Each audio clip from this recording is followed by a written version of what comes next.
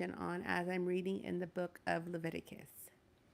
So, as I'm reading and I'm just taking all of this knowledge in and revelation in, as I'm in the book of Revelations, Moses sends out some people to scout the land. So they're in the wilderness and he sends people out to scout the land, the promised land, right? Because they're in the wilderness right now.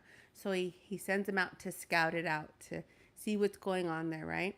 And they find some grapes, right? Which is a good thing. It's fruit, it's something that is good fruit. And they're like super excited. Well, they also see other things, right? They see these big people, these strong people there. And they come back and they report and they say, yes, the land is filled with milk and honey, right? Which back then, which meant a lot, right? It was nourishing, it was fulfilling, it had everything the land needed for them to conquer it. So they're telling the people, but then there's people of doubt. The people of doubt say, no, we can't conquer the land because there's these big, strong people there. And so that reminds me of when God gives us a promise and that promise hasn't come to pass yet, right? And then we allow fear and doubt and what other people are saying to consume us. We have to go back and remember what the Lord said. What did the Lord tell us? What did the Lord show us? And what did the Lord promise us? And sometimes we can even bring up the past things that He's already done, the faithful promises that the Lord has brought to us.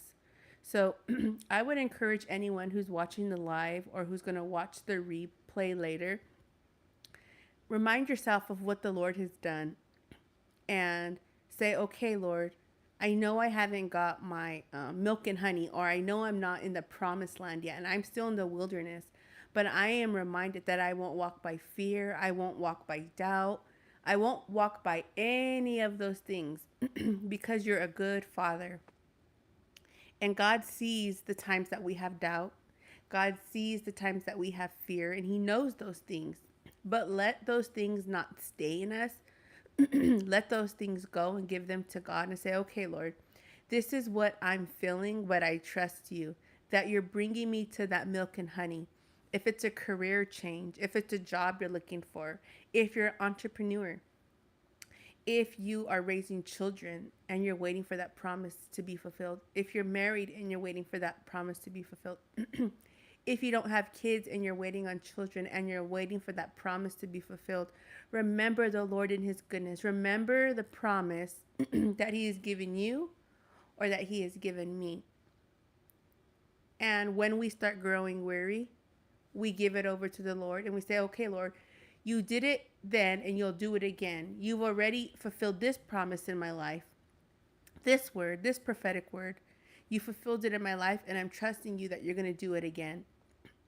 And when we start maybe feeling heavy or we start feeling worried or doubt may come over us, we got to trust the Lord that He is good and that He is faithful and that His promises are yes and amen. So I just wanted to encourage you all that no matter what you may be going through, no matter what you may be facing, remember the Lord and His goodness. Remember not to complain or let fear and doubt come. And if they try to come, rebuke them, right? Because the enemy will try to come. The enemy will try to bring doubt and fear and say, oh, well, look, God forgot you. God has not forgotten you, and God has not forgotten the promise He's given you. So I just wanted to share that revelation that I've been getting from the book of Leviticus and what God spoke to Moses and what God spoke to the people. And what is God speaking to us today? What area of our life has God given us a promise and it hasn't been fulfilled? That we're waiting on that promise and we're waiting for that thing to come to pass. As we wait, as you wait, and as I wait, we can look back on the things that He's already done as a reminder to say, God is faithful. And even if He doesn't, I will still love Him and I will still serve Him.